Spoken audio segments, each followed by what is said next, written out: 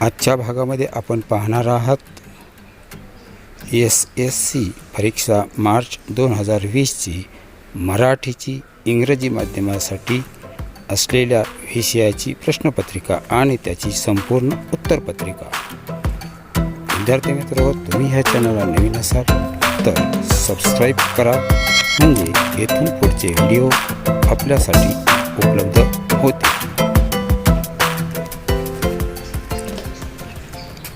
प्रश्नपत्रिका सोडवण्याच्या अगोदर एक गोष्ट लक्षात ठेवा, शैक्षणिक वर्ष 2020-21 साठी मराठीच्या पाठ्यपुस्तकातील पाठ क्रमांक 6 चुडीवाला, पाठ क्रमांक 10 रंगसाहित्याचे, पाठ क्रमांक 14 बीज पेरले गेले आणि स्थूल वाचन जगणं कॅक्टसचं हे 4 पाठ वगळण्यात आलेले आहेत, याची काळजी घ्यावी।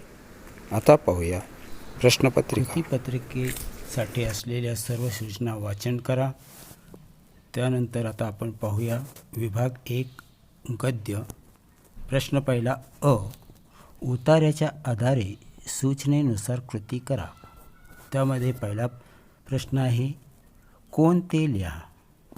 त्यामध्ये पहिला प्रश्न, नेहमी तिरके बोलणारे जनोबा रेगे। दुसरा, बटाटा सोडण्याचा सल्ला देणारे सोकाजी त्रिलोकेकर।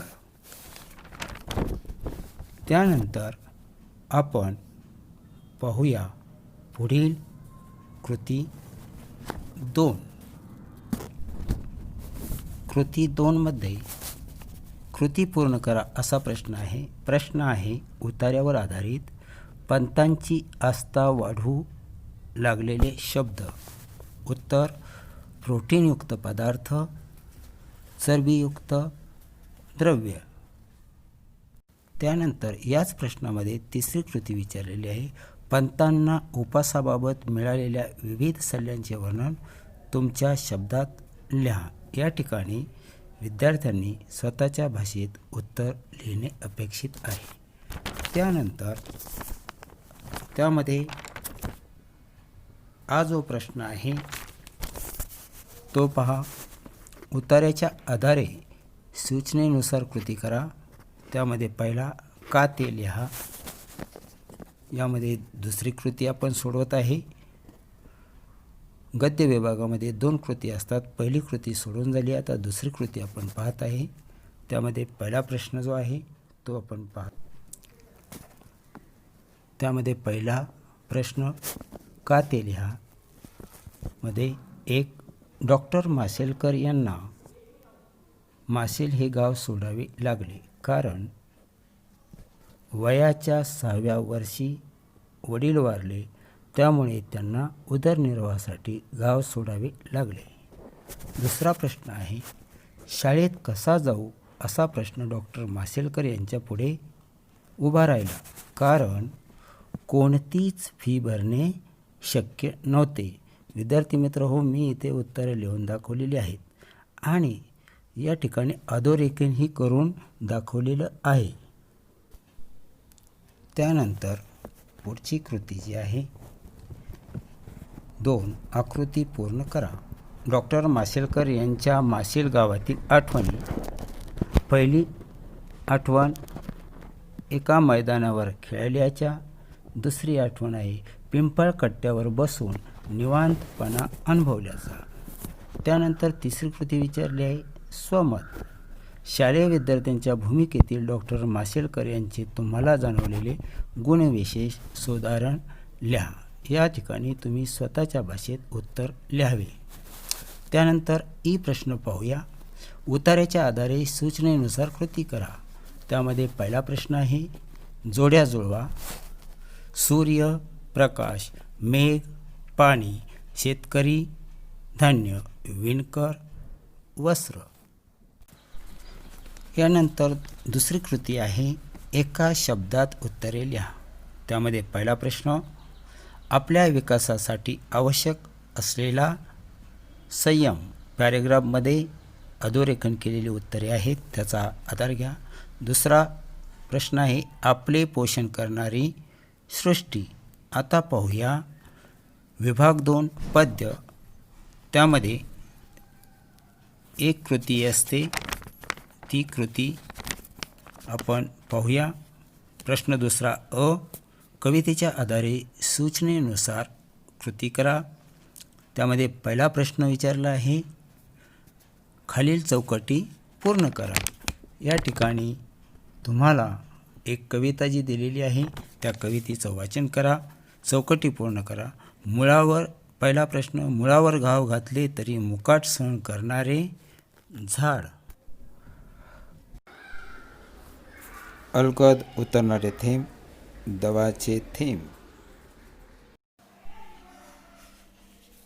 याच कवितेवर म्हणजे हिरवगार झाडासारखं याच कवितेवर दुसरी कृती पाहूया आपण. आकृती पूर्ण करा. झाडाकडे टक लावून पाहिल्यानंतर घडणाऱ्या गोष्टी. पहिली आहे ती म्हणजे शरीरभर विरघळतो हिरवा रंग. दुसरा, रक्त होते क्षणभर हिरवेगार. तिसरा प्रश्न आहे, प्रस्तुत कवितेतील खालील शब्दांचा अर्थ लिहा.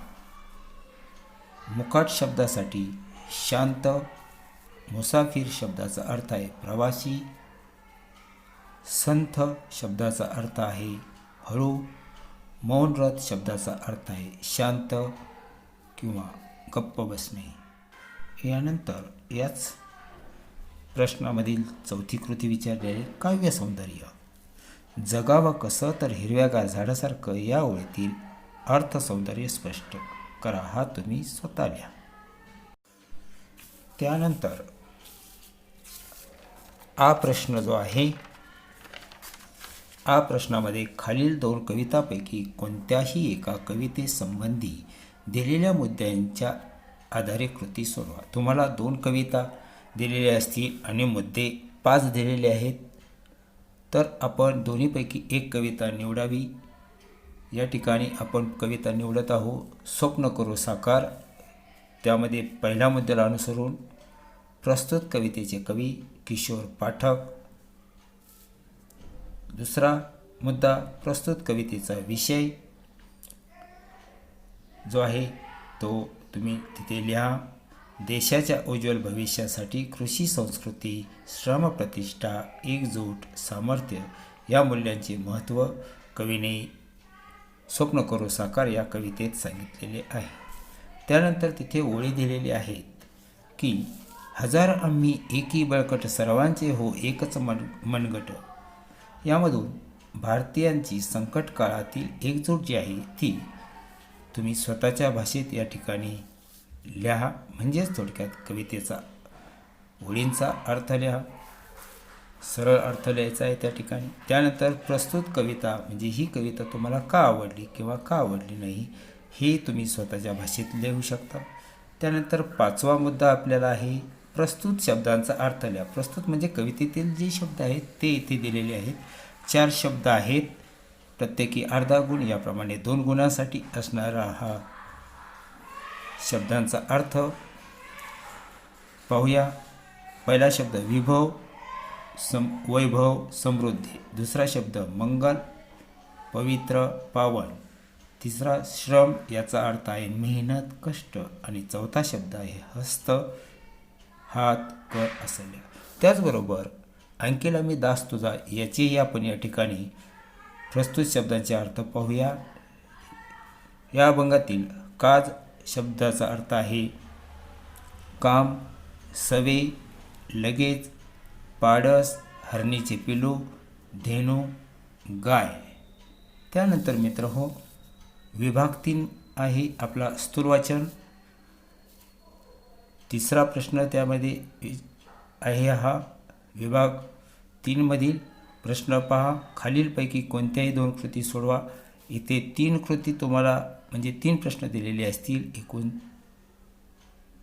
तुम्ही त्या ठिकाणी 2च सोडवायचे आहे 6 गुणांसाठी, म्हणजे प्रत्येकी 3 गुण. परंतु या ठिकाणी तिसरा जो प्रश्न आहे हा मी या ठिकाणी सर्कल केलेला आहे. याचा अर्थ शैक्षणिक वर्ष 2020-21 साठी रद्द केलेला हा पाठ असल्यामुळे जगणं कॅक्टसचा हा पाठ रद्द केलेला आहे, म्हणून त्या ठिकाणी तो आपण अभ्यासू नाही. तर सर्वात महत्त्वाचा आणि गुण देणारा विभाग 4 भाषा अभ्यास. चला तर पाहूया आवडीचा ग्रामर विभाग. चौथा प्रश्न खूप महत्त्वाचा आहे. चौथा अ व्याकरण घटकावर आधारित कृती. त्यामध्ये पहिला, खालील वाक्यांचा प्रकार ओळखा. वाक्य दिलेलं आहे. पहिलं वाक्य वाचूया. तुझ्या शाळेत मराठी दिन साजरा करतात का? उत्तर प्रश्नार्थी वाक्य. दुसरं वाक्य विचारलं आहे, रनिंगपेक्षा देखील दोरीवरच्या उड्या मारा. आज्ञार्थी वाक्य.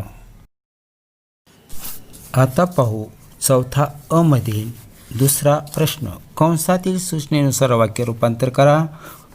पहिलं वाक्य दिलेलं आहे, नेहमी खरे बोलावे. ब्रॅकेटमध्ये लिहिलेलं आहे, नकारार्थी करा. म्हणजे उत्तर असे लिहा, खोटे बोलू नये. दुसरं वाक्य दिलेलं आहे, तुमची ऊर्जा शक्ती एकत्र करा. विधानार्थी करा. खाली उत्तरामध्ये लिहा विधानार्थी वाक्य, तुमची ऊर्जा शक्ती एकत्र करावे. आता तिसरा प्रश्न पहा. खालील वाक्प्रचारांचा अर्थ सांगून वाक्यात उपयोग करा. कोणतेही दोन. आपण 3 दिलेले आहेत तर 3च्या 3ही सोडवावे. पहिला वाक्प्रचार, उत्साहाला उधाणेने. उत्तर डॅश करून अर्थ लिहा, खूप आनंद होणे. दुसरा वाक्प्रचार आहे, गलका करणे, गोंगाट करणे. तिसरा वाक्प्रचार आहे, झोकून देणे, पूर्णपणे सहभागी होणे. या ठिकाणी तुम्ही तुमच्या सोप्या भाषेमध्ये या वाक्प्रचारांचा वाक्यात उपयोग करताना ज्या ठिकाणी वाक्प्रचार वाक्यामध्ये आलेला आहे तेथे अधोरेखन करायला म्हणजेच अंडरलाईन करायला विसरायचं नाही. आता चौथा आ प्रश्न पहा. भाषिक घटकावर आधारित कृती. त्यामध्ये पहिला आहे शब्दसंपत्ती. शब्दसंपत्ती हा जो भाग आहे यामध्ये पहिला प्रश्न विचारला आहे, खालील शब्दांचे समानार्थी शब्द लिहा. पहिला शब्द आहे पाऊस, वर्षा, पर्जन्य, मधुर, मंजूर. दुसरा प्रश्न, खालील शब्दांचे विरुद्धार्थी शब्द लिहा. सुरुवात, शेवट, स्तुती, निंदा. तिसरा प्रश्न पहा, शब्दसमूहाबद्दल एक शब्द लिहा. वाक्य दिलेलं आहे, पायात चप्पल न घालता. बॉक्समध्ये उत्तर लिहा तुम्ही, अनवाणी. चौथा प्रश्न आहे, वचन बदला. वचन बदलामध्ये 2 शब्द आहेत, प्रत्येकी अर्धा गुण. अशा पद्धतीने 1 गुण. पहिला शब्द आहे गोष्ट, गोष्टी. कल्पना, कल्पना. त्यानंतर पुढचा दुसरा प्रश्न सब क्वेश्चन, लेखन नियमानुसार लिहा. खालील वाक्य लेखन नियमानुसार लिहा. या ठिकाणी 2 वाक्य दिलेली आहेत, 2 गुणासाठी आहे. विद्यार्थी मित्र, येथे एक गोष्ट लक्षात घ्या.